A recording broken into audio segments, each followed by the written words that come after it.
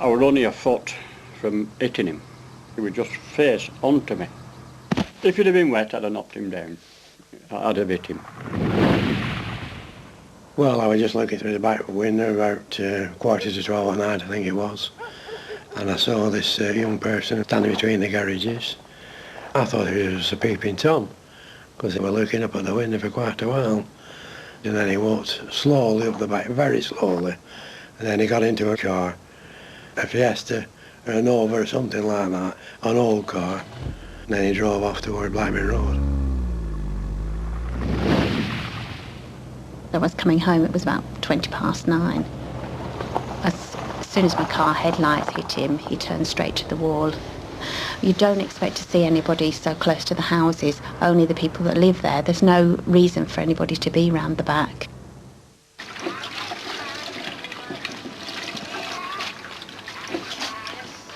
£3.20 change. Thanks. Bye. So what time did you get in on Thursday then? About 3. Couldn't stay awake at college. Nearly went to sleep in the afternoon. Before the attack, I was a student at college. I used to go out every weekend without fail. I was always partying and doing sports, and I was at my boyfriend's a lot, and I was just a happy 17-year-old, really. Right, I'll see you next week then. Yeah, have a good weekend. I wish I'd put a jacket on. I told you we should have waited for a taxi. Yeah, we could have been waiting ages.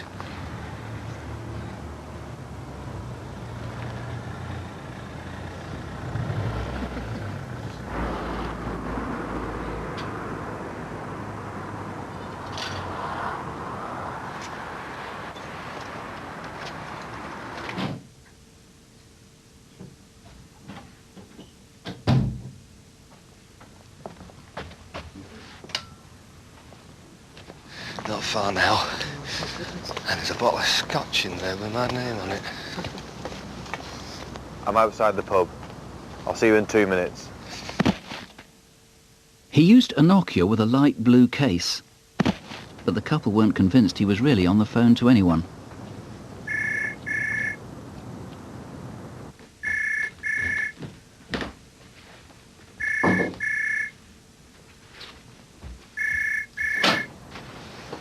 Hiya, I'm double glazing. Is your dad in?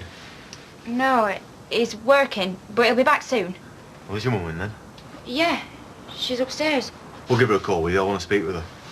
She's a bit busy at the minute. Well, can I come back later and speak to your mum and dad? It's a bit late. Can you call back tomorrow? Yeah?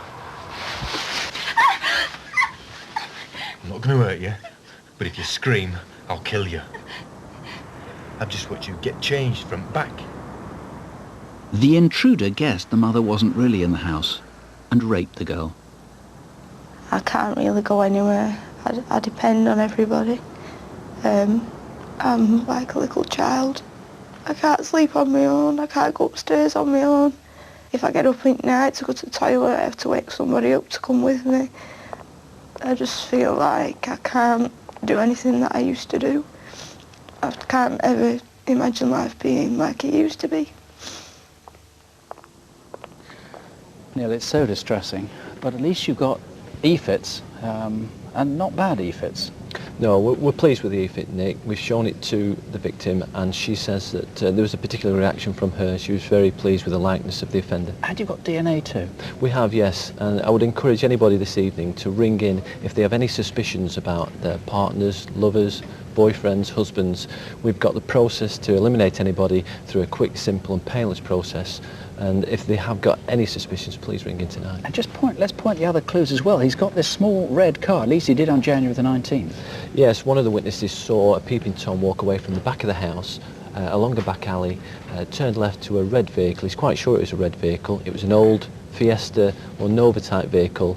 This person got into the vehicle and drove away towards Blackburn Road. Now the profiler is anxious that this guy may do this again, may have done something like it in the past, may have been a peeping Tom in the past, but you don't have him on the sex offenders register. His DNA hasn't come up. No, he isn't, and I think the profiler was keen to stress that because the particular method that he used was a well-practiced deception. He may well have used that before the attack. What, saying he's a double glazing salesman? Yes, he may well have used it after the attack. It was pretty well practiced, and it may well be that people have thrown the door, slammed the door in his face, and it may well be that he's got intimate knowledge of the double glazing Thousands industry. of people will have met double glazing salesman at the door. You're saying only somebody who looks like this and who really aroused their suspicions? Yes, that's right. It may well be that if he's used that in the past, we would like to hear from them. Though not necessarily in this area, because of course he wasn't known in the village and he hasn't been seen since. No, we had 8 or 9 sightings of somebody at the back of the house, and it's quite interesting that we've not had a sighting since, and it may well be that the person was living in the area and has since left. He used the name Peter, probably not his real name, but again, of course, if he's really got some obsession he's playing out, some fantasy, he might well have used that name before. Yes, it could be an alias, it could be a significant name that he's used in his life, it could be his brother's, father's name. Okay. Saturday 19th of January, it's the Manchester United Blackburn Rovers match, if that helps stir memories. If you've got an idea who this is, it's easy to eliminate, as you've heard. Just give us a call. This is where the top detectives are tonight, or you can call any time on this one, the incident room, on 01 254 353 353. If you're sitting watching this in a pub, take a look around you and then take a look at this man. 3 months ago when he was out drinking, he did something so savage, it seems he must have done it before, and it's quite likely he'll do it again. It was a completely and totally unprovoked attack. A person like Malcolm doesn't deserve that to happen to them. Nobody deserves that to happen to them. The Penny Farthing's actually a brilliant pub to go into. It's a gay bar. It's fantastic atmosphere at all times. Never been in trouble since I've been here. Just a great pub to go into, basically. A friend of mine was actually doing a karaoke down there.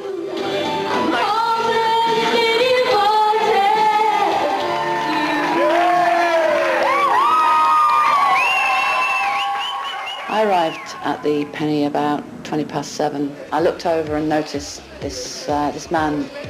I specifically noticed him because of the jumper he was wearing. It was a grey jumper with a grey and white Union Jack design on the front. At some point during the night, I think it was around about 9ish, 9:15, they asked me to dance. And I got up and I started dancing with him. But he got a bit too much. He was actually pushing too much and for it being quite forceful but not being hurtful. And I sat down. On the Penny in that evening, I went in first off with my housemates and 2 of our other friends who are local to the gay community around here. Let's sing then. Oh, go on. You did it yesterday, and it was go on, the Carly number. Okay, all right. Okay. Here we go. This will be fun. It was just a happy, relaxed atmosphere, and smiles on everybody's faces. The karaoke, just having a good old birthday drink and just doing what everybody does. I went up to the bar, introduced myself to Malcolm, who was beside me. He introduced me to himself. We got on really well. I thought he's a really funny guy, absolutely brilliant guy. We just started basically talking, basically having a laugh. You staying at the end or what? Where are you going after? And it was at that point that the chap with the jumper on, I noticed him get up quite, I don't know, deliberately. It just happened so quickly. A brush on my shoulder, turn around. And I heard this awful crack, and I wasn't looking at a punch, I was looking at the results of somebody putting a glass in his face. In the chaos that resulted, he casually walked out into Hammersmith's King Street. Take a look at him again. Not a man you'd want to have a drink with. I had my hands against my face. I just remember the blood rushing down my fingers and through my hands and down onto my T-shirt. I seriously thought that was my life gone. And they had to operate on my eye because I was told there was still 2 or 3 splinters in the surface of my eye. I've got like 4 scars on my face and visually impaired in my right eye. Oh, what for? Nothing. In fact, you know, he's lost his job because he can't see properly. Who was that man? He had a husky Scottish accent and that distinctive Union Jack top, and he had a number 1 on the back. You know our number, it's on the screen. Call us. Quite a few calls coming in. Incidentally, I've just seen a couple coming in on Millie Dowler, the missing Surrey schoolgirl. I'll tell you a little more about that case in just a moment and show you some of her possessions. And incidentally, if you recognise these items, you may lead police to a violent sex offender. Also in a moment, the pretend postman who got in, but then couldn't get out. How do I get out of here? How do I open the gates? Press the button by the phone. And if you live in Huddersfield, maybe you can make sense of how a puncture led to a murder. But first, one case that might be a lot easier to solve than those ones. Here's the head of Sussex CID, Detective Chief Superintendent Jeremy Payne. Increased security around railway stations means we've been able to retrieve CCTV pictures which could solve an attack. A young woman was grabbed late at night outside King's Cross railway station in London, dragged into an alleyway and sexually assaulted. Now, although brief, these are clear pictures of the man they need to speak to. Who is he? 0500 600 600. Someone out there, hopefully he's watching now, is ready to shop a villain. But when he first rang the police, he wanted a reward. There wasn't one. Well, there is now, and whoever calls first can claim it. It was a normal Monday morning. I got up, put my dressing gown on, went straight into my office. I was on the phone to my friend. That was my morning until I was interrupted. Right, we'll go. Oh, hang on, there's somebody at the door. Hang on a minute, darling.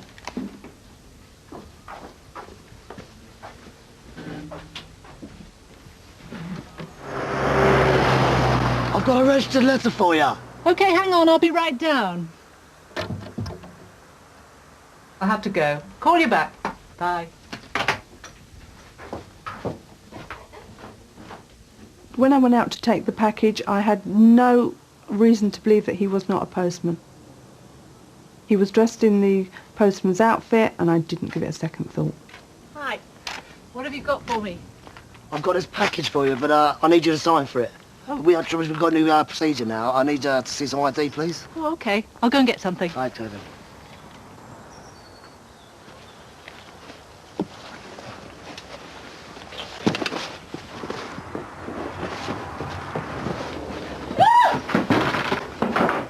Get down there!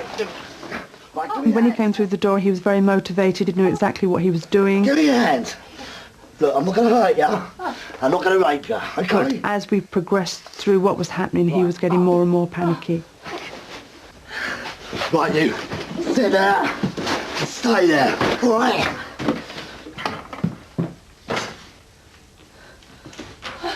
Oi! Oi! Go on, get down. Get down. Get your hands. It's a bit tired this time, shall we? Right. Up. Go on. Through there. Sit there. And this time, don't move, all right?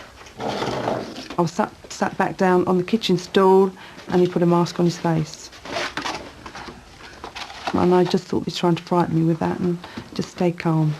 He then got the gun out. Look, I don't want to hurt you, and I'm not going to rape you. I just want money and jewellery. Okay, I'll give you what you want.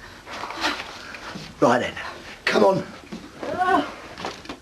I said, I've got some cash upstairs, and he then sort of frog marched me up the stairs. Right, where's the money? It's in there, in the basket under the newspaper.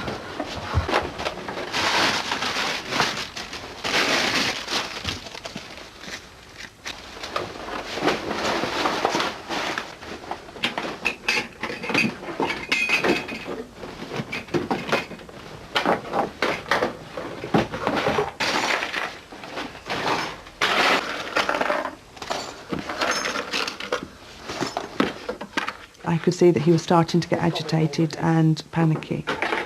I want more jewellery. I had a cross and chain round my neck, which he ripped off. He ripped off a ring from my finger. Oh, no, please, not that one. That was my mother's. It's not worth very much, but it means a lot to me. Yeah, don't lay that one on me. Come on, there's got to be more money in this place. Come on, downstairs. You must have more stuff in this house. Antiques everywhere. He thought that we had lots of money and lots of jewellery at the house, which we don't have. John owes a lot of people a lot of money. He said that my husband owed people money, which isn't true, and it was like it was his excuse for doing what he was doing. Come on, let's go back upstairs. There must be some more up there. Right, get in there. Lie down there, face down. And don't try. There wasn't any chance for me at all while I was laying on the bed. At this stage, I did feel very, very vulnerable, so I sat myself up. At that point, I tried to hit the burglar alarm. He then hit me over the head with a gun. I want more money and more jewellery. I'm going to count to 3, right? 1. It's in the office. Right, come on then. Sit down there. Oh, my friends will be here in a minute. Now where's the money? Up there.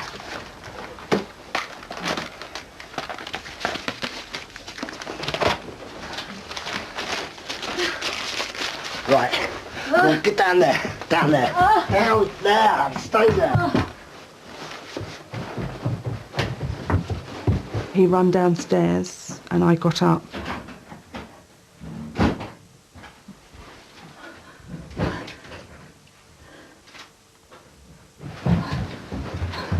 How do I get out of here? How do I open the gates? Press the button by the phone.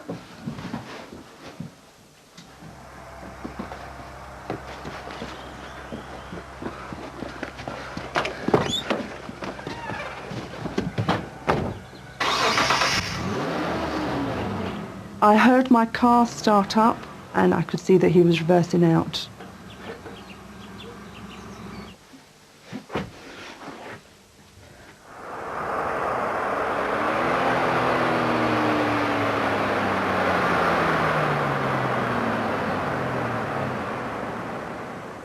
I think I'm quite a strong person and I just feel that this person won't get the better of me. He kept saying to me that you're being an awkward lady, and I just felt that I wanted to stand up to him. The thing about this case, Andrew, is it would almost be funny, you know, if he hadn't been so violent. I mean, what are we to make of this business with the mask? He comes in without a mask, then he puts the mask on as if he wants to disguise himself, then he takes it off again. We don't know. We think he may have just panicked, or it may be that he's not an experienced criminal who started off with a very serious offence. And what about this? I mean, I don't know how much you can tell at home, but all this is a cardboard tube with some wrapping paper around it. And he wanted to use this so much, he left it outside. He actually went out to get it and come back in the house again. What on earth was he thinking he was going to achieve with this? We have absolutely no idea. As you say, he went outside to get it, but he actually left it behind. And if anybody's seen this, or if anybody helped make it, please get in touch. Well, what do we know about him? We do know that he's very like the actor who played him in the reconstruction. The lady who was robbed said the robber was a little younger than the actor and not quite as heavily built. He has staining at the front of his teeth and obviously the very distinctive ponytail. Now, he didn't get away with that much. That's why he was so persistent in saying to them, well, you must have more money, you must have more jewellery. In terms of jewellery, he took one quite distinctive thing. There's this snake-type bracelet here, and it was a necklace, wasn't it, he took? That's right. That matches this? It's a matching set. The necklace is exactly the same, only larger. Where is that necklace? Has anybody given it to you as a present, perhaps? Okay. And then he tried to make a getaway. In fact, of course, then he very nearly didn't get away because he couldn't work out how to get out of the gates. But then he only went, what, a couple of hundred yards? He went 200 yards and abandoned the car in the car park of Haberdasher School. It was 10:45 on the 10th of September. That's the day before the terrorist attack at the World Trade Center. Did you see that car being abandoned? Did you see him making off in any other car? Okay, well, as I said before, there's someone who called in before but wasn't too keen to give any information because there wasn't a reward at the time. There is a reward now. It's a big reward, but if you want to call in, you better do so fast because the first person who calls in with the information will get the reward. The number's 0500 600 600, or you can call 01707 638 233. This is part of a profiler's report of the man at the centre of our next appeal. Listen to this. The level of violence in his methodology means that he's likely to offend again. He has probably graduated from small-time crime. His awareness of forensics means that these are unlikely to be his first sex crimes. He's likely to have a history of violence. His confidence indicates he has a bolt hole locally. We'll explain what we mean by locally in a moment. He's likely to be late 20s to early 30s. He's dominant and experienced. He may be a trophy keeper. He took a bag, purses, and a poetry book. He took me into the playground, and I was just thinking that it was really kind of macabre. It was really ironic that this kind of thing should be happening somewhere where, you know, children were meant to be happy. There have been 2 attacks in Greenbank Park, one in April 2001 and one in November 2001, both by the same man and both on young students who actually live in the area. The first victim was attacked on Sunday the 29th of April 2001. It was in the early hours of the morning, about 6 a.m. in the morning, and she dropped her keys alongside Greenbank Park. She stooped to pick them up, and as she did so, a jogger ran past her. Was he really a jogger? Or at 6:15 a.m. a year ago, was this the attacker? The second assault was late at night on a student who'd taken a black cab home with friends, but got out where they did because she didn't have the money to go on in the taxi alone. It should have been an easy 5-minute stroll. And just as she got to the gates opposite Lord's Hospital on Greenbank Road, a male attacked her from behind, dragged her into Greenbank Park and subjected her to a serious assault. I was just really scared, and because he was saying that if I made a noise he'd kill me. I was just sort of trying to remain calm. I just thought that he might be like taking me to some sort of horrible squat or something, and I was going to be sort of trapped somewhere, but he didn't. He led me to the lake. Because of where the attack took place, the man would have been very muddy. Were you surprised when someone came home wet and muddy around 3:15 a.m. one morning last November? I had a handbag. It was like pink and white psychedelic pattern, and it was my favourite bag. I had a poetry book in it. I said, I don't care if you take the bag, but could you leave my poetry book because it's very special, and haven't got them written anywhere else. These are really ghastly attacks. If he is a trophy keeper, he may well have kept these things. This is a replica of the poetry book that the victim pleaded with him, please don't take. It's of no value, but it's got my poems in it. She's made another one for us. She thinks this is pretty much identical. This handbag, this isn't the same material. She couldn't get the exact material, but this is very much like it. Have you seen anybody with this combination? Because if so, we would very much like to hear from you. 0500 600 600. Just tell you about some of the people that we have heard from so far tonight, at least some of the calls, on that attack on the guy in the gay pub in West London who lost his eye. We've had 2 names that the officers are really quite interested in that. And also then on the Great Harwood rape, not a huge number of calls, but one in particular has intrigued me. Somebody has said that the EFIT is an absolute dead ringer for somebody, and he's given a name, he's given an address, and he says he's confident that that's the guy. And in fact, on that Hammersmith attack, we've got another call here, quite a lot of calls coming in on that. On our next appeal, we've not much evidence to go on, to be honest. But sometimes these are the kinds of cases that we get our best results on. If you live in Huddersfield, maybe you can make sense of the very few clues there are. The victim was one of the founders of a garage that specialises in car electrics. His name was Brian Hardwick. Brian, he was a very loving, sensitive, hard-working. Yeah, all his friends thought a lot about him. He was a guy that he got on with his life and he let people get on with their lives. We joined a club which is every Friday called the Range Riders. Everybody gets dressed up in the Western gear. We just fell in love with the place, you know, and we've just been going ever since. So Brian said, that's it, a Western wedding for us, and that's what we had. They married on the 12th of May last year, but only had 6 months together as husband and wife. Brian had worked as an auto electrician at Huddersfield Car Electrical Services on Colne Road for the last 23 years. He was very hard-working, reliable, conscientious. Many a time if you offered him a drink of tea, he wouldn't have one. He just wanted to get on and solve the problem as quickly and as efficiently as he possibly could. But he was always the first here and the last away. So maybe that was why it happened. On a Wednesday night 5 months ago, Brian was alone in a garage when he was shot. There are 5 clues. Can you piece them together to come up with the killer?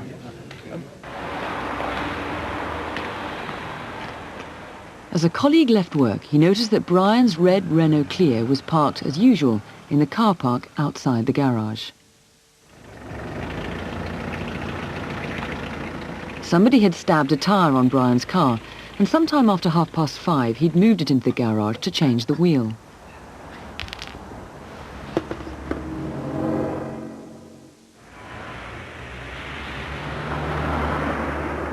Two people need to be eliminated. A white man in his 20s with piercing eyes, average height but stocky. And a black man who may have been sheltering from the rain.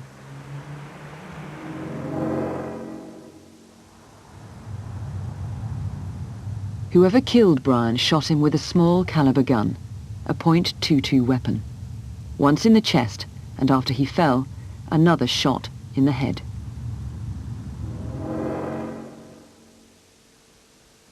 Several personal possessions were stolen, and maybe theft was the motive. Where's the other half of this? Brian put the one half round my neck and I put the other half round Brian's neck. I only wish I could have the other half back to put it together and then it would be complete.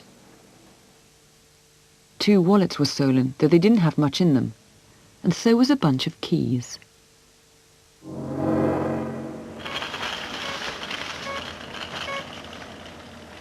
Brian's cash card was used at the Lloyd's TSB cash dispenser at the Asda store on the Bradford Road. The transactions took all of 7 minutes. It's a long time since November the 21st, but you'd remember someone taking 7 minutes at a cash dispenser. Surely there's somebody out there that knows who's done it. And I beg them to come forward and give names so that at least I can have an answer of why this has happened to Brian. Was it a robbery that went wrong? We can't be sure, and that's why we need your help. 0500 600 600 or 01484 436 702. And now, here's Detective Sergeant Jackie Hames with a few faces you might recognise. 3 clips of CCTV, starting with clear pictures of an attack on a security guard. In January, a security guard was delivering money to a bank in the City of London. These 2 men followed him in and attacked him, snatching a large amount of cash.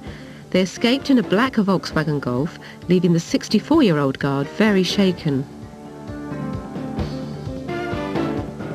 This man's first attempt at robbing an off-licence was thwarted when other customers came in, but he came back when the shop was empty, pulled a knife on the assistant and demanded the contents of the till. He spoke with a Tyneside accent. Do you know who he is? Last October, these 2 men got into an office building in Woking, Surrey. They helped themselves to computer equipment worth thousands of pounds. This man has a bandaged right hand. Do you know why? If you recognised any of these faces, call us now on 0500 600 600. Some feedback from last programme that we did now, some results, some disappointments, and some that remain mystifying. The biggest response by far was on Millie Dowler, the missing teenager, who was ruled out this morning as the body recovered from the River Thames. So her disappearance remains one of the most baffling cases in Britain. As you may have seen, detectives have taken over 3,000 calls, a big proportion of those from Crimewatch viewers, and the senior officer, Alan Sharp, says he's extremely grateful. The answer might be in there, he says, but to check thoroughly that vast number is going to take time. On the night, one viewer thought he'd found Millie's purse. It turned out not to be hers. So here is the most detailed look yet at her possessions. And let's start. The purse, here's a replica of it. Pretty distinctive, that. The Ace of Hearts, red zip down the front, white back. If you've seen that dumped anywhere, particularly anywhere near Walton-on-Thames in Surrey, please let us know. This is not distinctive. What we need for these other ones is if you found these in combination. First, this bracelet. There's a little elasticated red bracelet with these little beads on it. This Jansport backpack, identical to one that she had. Again, there are lots of these. Don't want to know about one of these dumped unless it's under very suspicious circumstances in the area. But if you found it with some of these other items, like, for example, her phone. This is a Nokia 3210. Now, actually, if it's found and is Millie's, you'll know it because not only silver on the front, blue on the back, but she had written in black marker pen her name on the back of it there. And then there's her uniform, of course. This is what she was wearing. She wasn't actually wearing the jumper at the time, but she was carrying it. Distinctive blue, white and black tie, and of course the very distinctive badge on the uniform. And these are her shoes, called pod shoes.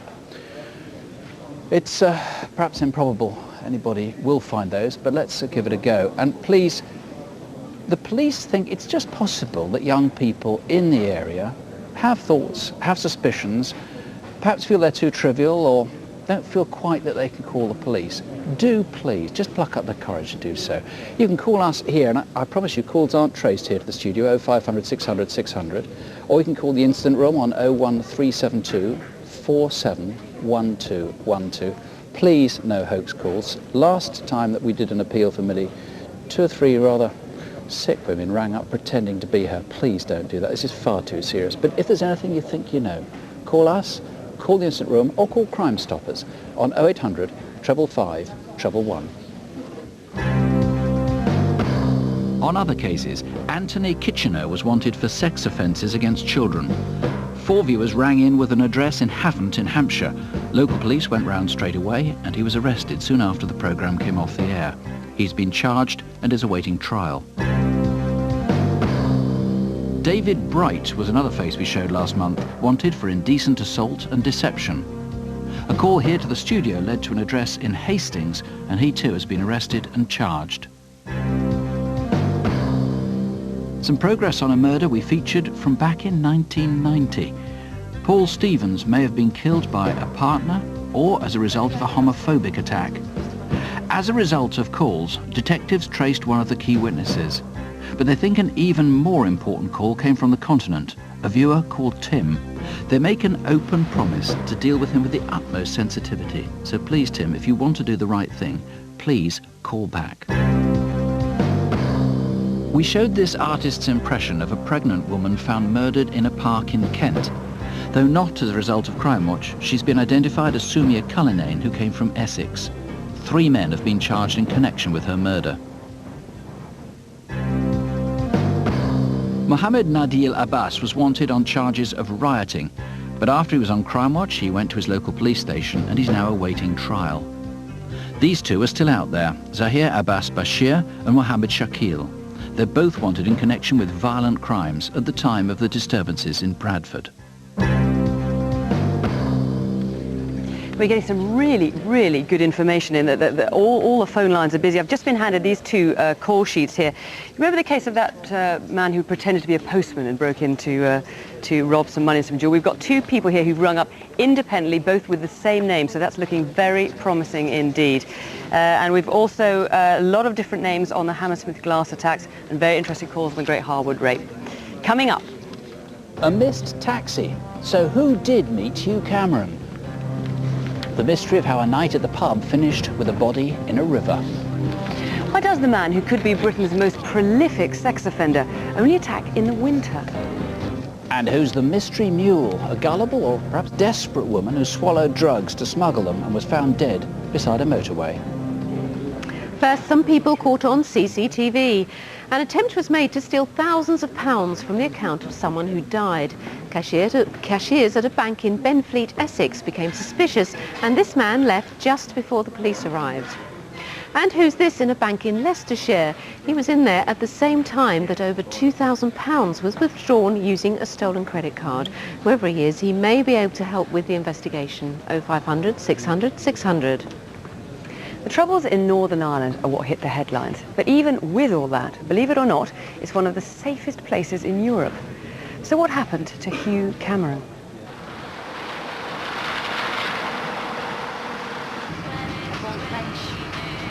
Didn't you tell me they were very rare? They're a lovely board. Beautiful.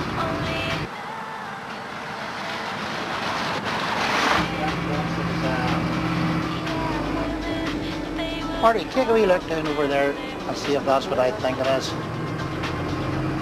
I hope that's not what you think it is, really do. Hello, is that the Larne Police? We're here in Knockaboy Road. There's a body in the river. You went out on the 19th of October for an evening out. and he never returned. As the weeks went past, we were clutching at straws, really. I got a phone call to say that there was a body found in the Glens of Antrim. And at that point we didn't know, but it sounded very like Q. Q lived a very quiet life in Carrick. His three passions were motor scooters, supporting the football team in the running, and that was it. Every night he went out for a run. Q ran 30 marathons, and his latest charity was stillborn children. And he had booked to go to the Dublin Marathon, which would have been his 31st. And he never made it.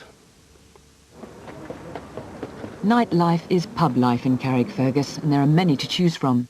Hugh rarely went to the Central Bar and didn't know many of the regulars, but a work friend, Marty, had suggested they meet there. Cheers, love, nice. Many of the people who were around that night have taken part in this reconstruction. Morning. How's it going? You well? Okay, here you are, baby. All right, mate. How's it going? This is Hugh. All right. A lot of people liked him. They all said Q was a nice guy and kind. He'd always be bantering and joking and generally keeping everyone going. So we're heading to after this? Over to Dobbins or Owen's? Owen's for a bit of crack. Owen's, let's go to Owen's.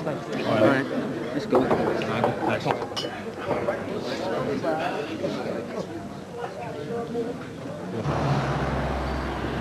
I'm gonna get a taxi up that Pheasant Bar, right? I mean, I'll come with us. All right, fair enough, okay.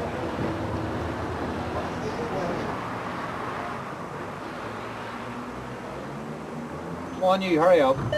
I'm coming. Hugh drew a few pounds from a cash point in High Street. Then he and the others strode off to the Joymount Arms, a pub known locally as Owen's. Again, it's a bar Hugh didn't normally go to. Carlsberg. 4 pints of Carlsberg, pint of Guinness, please. Nice one. Thank you. How long did you stay there for? 4 years. 4 years. Brilliant place. He did all his travelling. He came home to Ireland to settle down from Australia. And that was his goal, to settle down and have children. Hugh booked a taxi for later to take him home. There's Cameron. 12:30. No, what time do you close it? Close at 1. You close at 1, no, make it 1. Yeah. Where are you going to? Going to Henley. Nice. All right, cheers, Bill, thanks.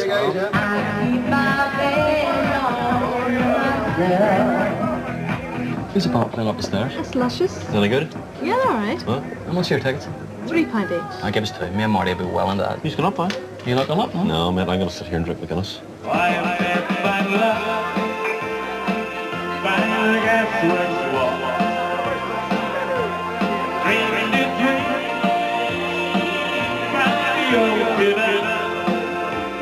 Let's go and get some meat. Yeah, go next door. Chinese. Fancy Chinese? No. No, I mean, I have my taxi booked for 1, so right. No problem, man. All right. Yeah, no problem. Sure, we'll see you again. Good to see you. And yourself. Yep. Yeah. Pleasure. Yep. Take it easy. All the best. All right. All right. Cheers, now. Bye. Bye-bye.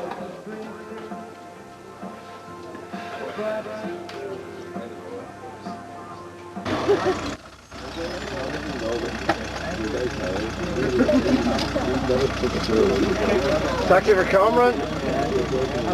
Hugh wasn't known here at Owen's, so maybe he just wasn't told that the taxi was there. Or perhaps he was in the backyard. At any rate, he didn't emerge, and eventually the cab left without him. No worries.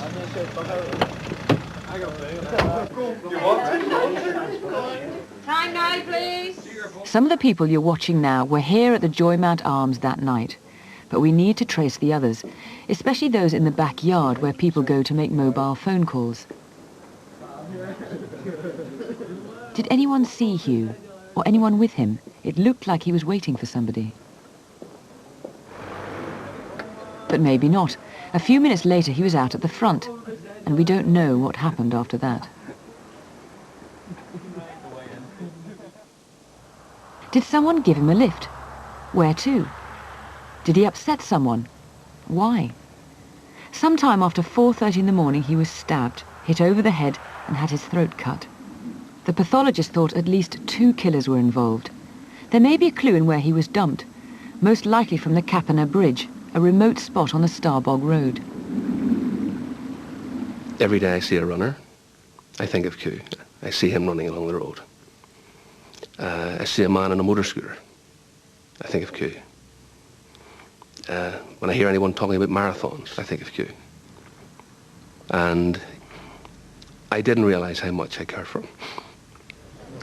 Well, Pat, given that this is Northern Ireland, one thing we didn't mention in the film is whether there's any paramilitary connection. He wasn't involved in anything like that, was he? There's no evidence whatsoever that that this was a paramilitary murder, or B, that Hugh Cameron was involved in paramilitary activity of any kind, or indeed drug dealing, drug usage, or criminality of any kind whatsoever. So what was the motive? 6 months into this inquiry, we do not know what the motive was. We don't know who killed Hugh Cameron, we don't know why they killed him, and we don't know where they killed him. What we do know is he came upon a brutal death. He had been savagely attacked, he'd been stabbed, he'd been bludgeoned, and I'm sorry to have to say that there is evidence to suggest that he was tortured prior to his death. Well, you have got one very good clue, haven't you, which is paint that was found on his jumper. We have paint retrieved from the rear of Hugh Cameron's jumper, which we believe is inextricably linked to the manner in which he met his death. It's a lilac-coloured paint, it's a vinyl silk emulsion, it's been applied with some force. In other words, something with that paint on it has hit Hugh Cameron hard, or Hugh Cameron has hit something painted that colour hard. By that I'm talking about potentially a wall, a radiator, a shelf, or some source of that. And presumably, if say he hit a wall, for example, there would be blood stains on that wall.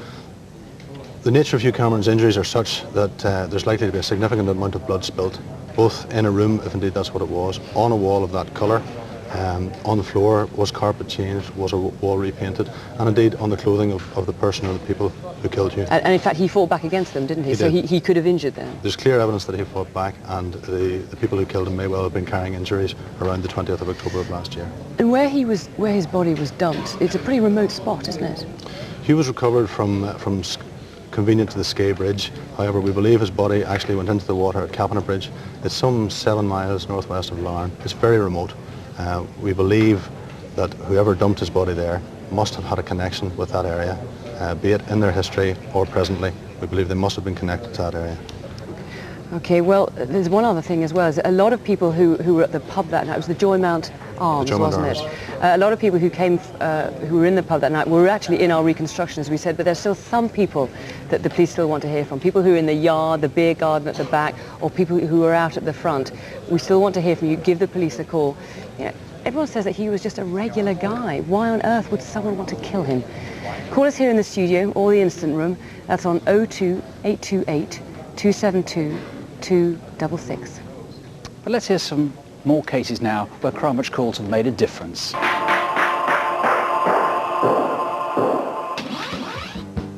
Police needed to speak to Luke Avery in connection with a stabbing. We showed his face last November. He knew he'd been on Crimewatch, so when he was stopped in a routine police check, he gave a false name. But police became suspicious and arrested him. He's been found guilty of wounding and has been sentenced to 9 months. This shady customer was wanted for an armed bank robbery in North London that we showed on Crimewatch last year. Here he is again, without the sunglasses, when he got convicted last month.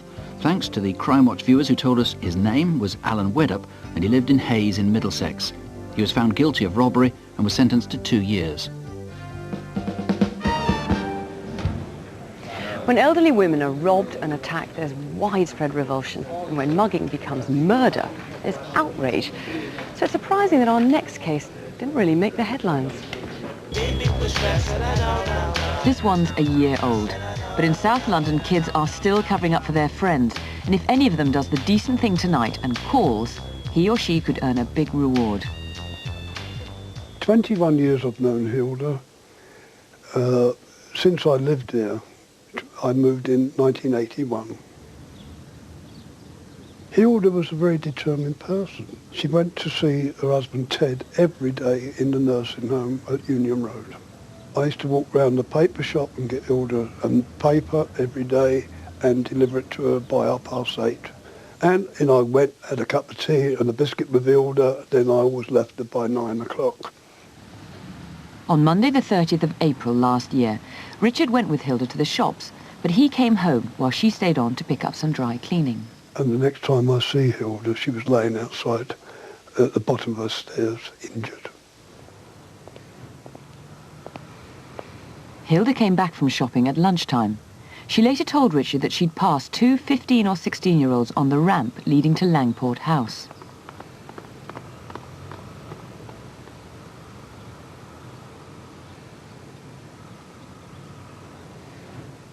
She said two black youths had attacked her at the top of the stairs and threw her down, and her head hit the bottom wall at the bottom of the stairs.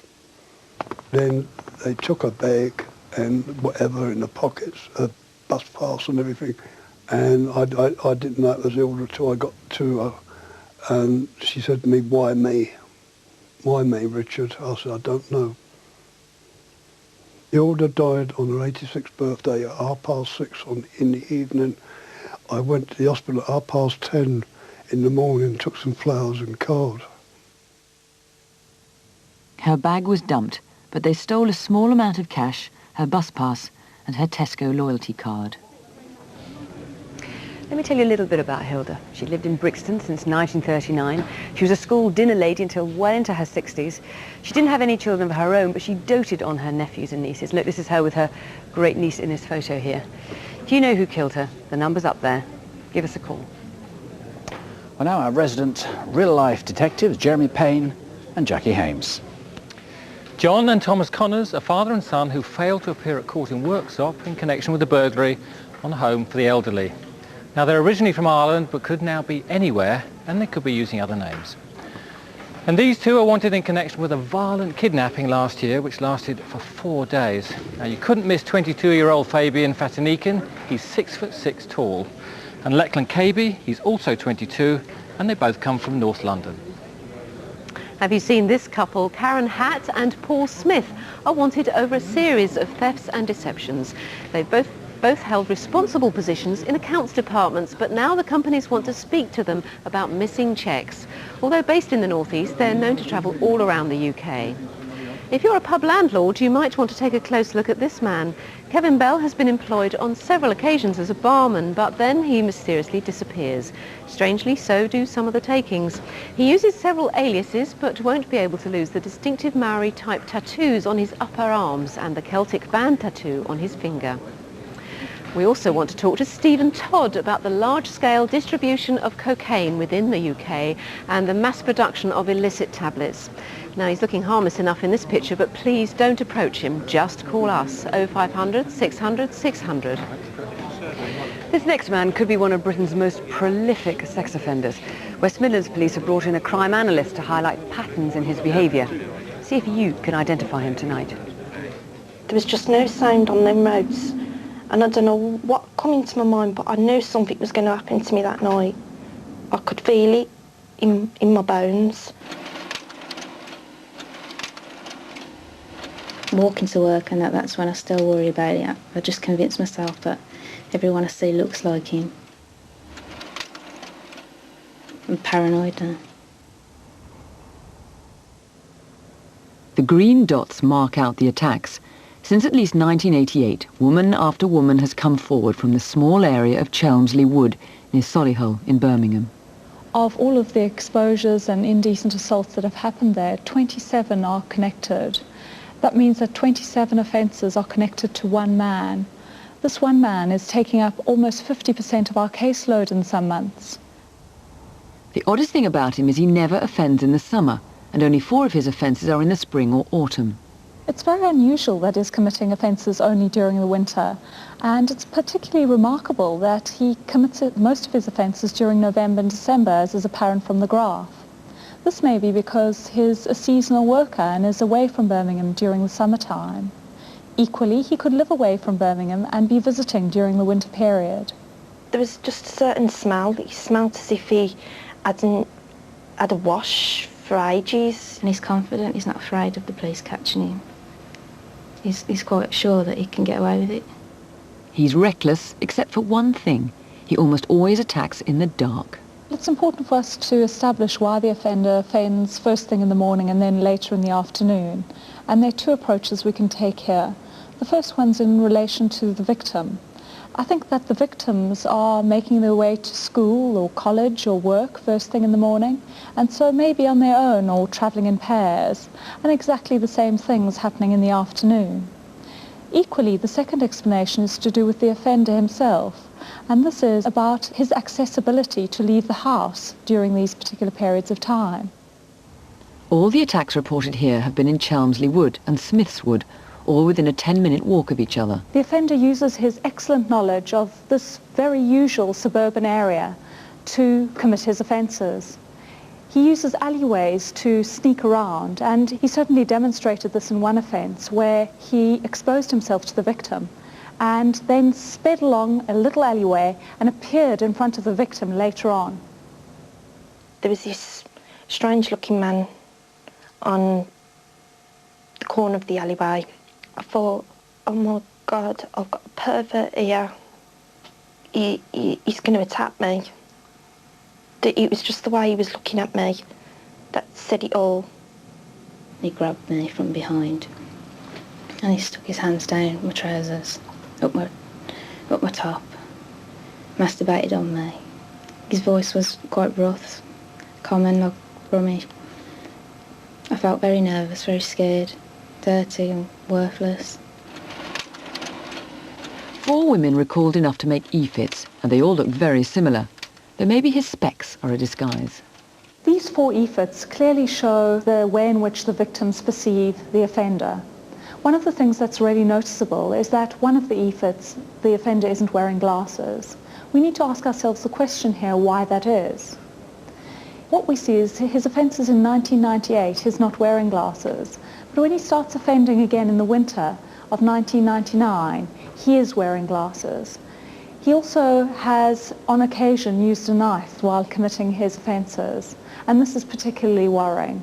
There's no reason for us to believe that he'll stop offending, and this is a concern both to the police and to the community. So the thing that we really know about this man is that he's got an excellent local knowledge. He can navigate the alleyways and the streets incredibly well. He wears a hooded jacket that he pulls around his face. He's got large glasses that cover a large part of his face. He also has a deep, gruff voice. In my mind I thought, I'm going to be raped, I'm going to be killed. I could be both. I thought I'd never see my son again. I think if you saw him, you know, you might be aware because he just looked the typical pervert stereotype. There's a part of me that does feel sorry for him because I don't know what's gone on in his background or what's happened to him. But he just needs help. He really needs help. I'm sure he does, but first he needs to be caught. Call us here or 0121 712 6198. When you think about it, who'd be a drugs mule? The risks of swallowing bagfuls of cocaine is so well known that people have to be very stupid, pretty ignorant, or very desperate to do it. But this woman did. Her body was found by workmen at the side of the M45 in Northamptonshire. Chris Cross, tell us about her. Well, post-mortem examination reveals her to be a mother. She is 60 or over 60. She's 5 foot 3 inches tall. So quite short. She's quite short. She's 72 kilos. She's size 16, so she's slightly plumpish. She has gingerish hair extensions, and she's going grey at the front and the sides. And the hair extensions are hiding slightly a scar above her left eye. And I think that scar, together with a mole under her right nostril on her top lip, are fairly distinctive to somebody that will know her.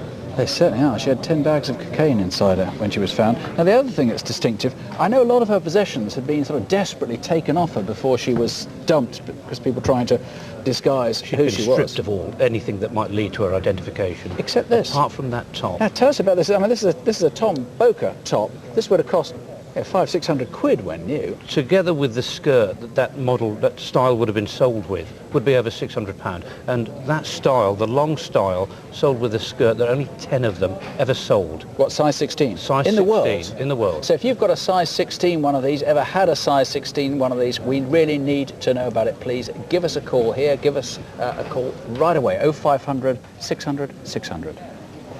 We're getting a lot of interesting calls on the Millie Dowler case. One very good call of someone who thinks they may have found her purse. Now, if you remember, someone thought they may actually found her purse before, but this certainly, I've got it here, certainly does sound extremely promising. Getting a few crank calls on that too. As Nick said, it's such a serious case. If you really think you have valuable information, do give us a call. But otherwise, you're really just wasting the officer's time. We've only got several names now on the Great Harwood attack, several names of people who are said to fit the EFITs, in one case very, very profoundly indeed. We've got 2 reports of very, very similar MOs, people doing the same sort of thing. We've got 3 separate people giving the same name for the guy who did the pretend postman, rather violent robbery in Elstree. Interestingly, the address that's given is way out of the area. We've had some other local names, but 3 giving the same one is absolutely fascinating. And on the Liverpool rape, somebody says they think they've found the handbag that I showed. I think it's pretty improbable, but certainly we'll be looking into that. On the whole, it's been very busy tonight. The calls are still coming in. It's still very difficult to assess how good the rest of the information is. But of course, we'll be bringing you some more information later on this evening. Yes, our phone lines are open till midnight tonight, and all day tomorrow and Friday. We'll be back at 10:35 with Crimewatch Update. We've shown worse crimes tonight than most police officers encounter in a whole career. Do bear that in mind. And don't have nightmares, at least not on our account. Do sleep well. Good night. Good night.